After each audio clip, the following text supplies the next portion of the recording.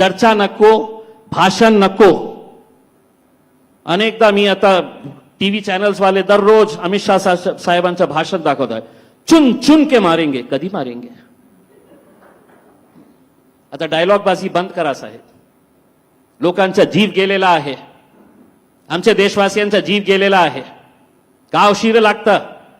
24 तासामध्ये तुम्ही सगळं जगाला दाखवून द्यायला पाहिजे होतं की आमच्या देशावर कोणी अशा प्रकारचं कृत्य केला तर आम्ही तुमचा काय हाल करतो हे दाखवण्याची वेळ आली होती. आणि आतापर्यंत फक्त भाषण ठोकत आहे. चुन चुन के मारेंगे, किसी को भी नहीं बख्शेंगे. आता वेळ संपलेली आहे. किती उरीचं झालं होतं तर तेच डायलॉग होते, पुलवामा झाला होता तेच डायलॉग होतं, पहलगाम आला तर पहलगामच्या नंतरही तेच.